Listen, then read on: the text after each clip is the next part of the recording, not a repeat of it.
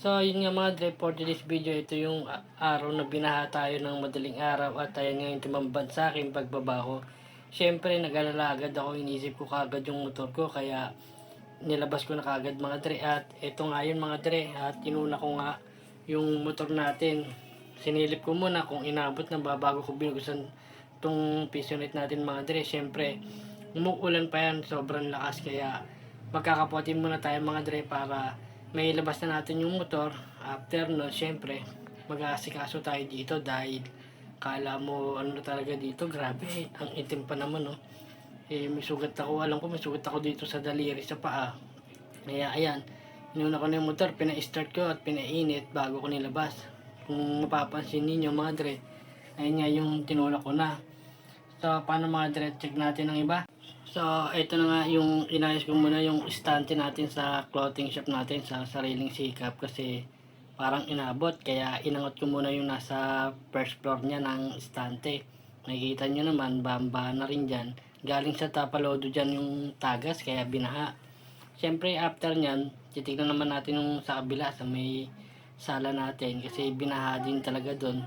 Kaya ayusin na rin natin. Buti dito nga, nagulat ako dumating yung binang ko rito, si Papa. At nag-asikaso na rin dito kaya tuloy-tuloy kami.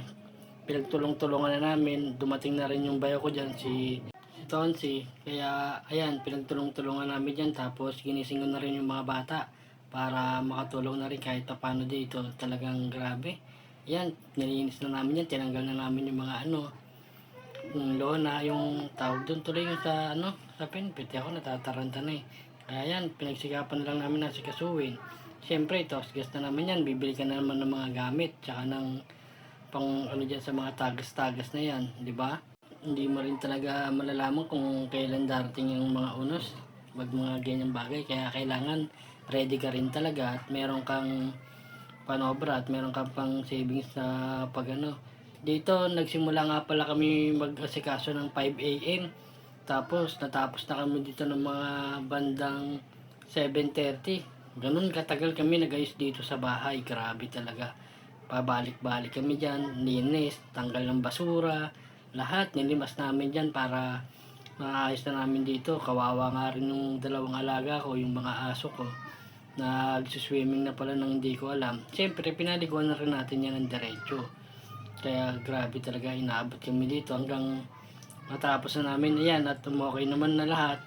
Nakapagbukas pa tayo ng pisonate nito mga bandang na, alas 8 siguro. At dito nga pala mga dre, nagpapasalamat pa rin ako dahil hindi naman masyado nabasa yung mga gamit namin dahil nakaangat. So paano mga dre, hanggang dito na lang ha. Huwag nyo kakalimutan mag-like, comment, and share mga dre. Hanggang dito na lang, maraming salamat.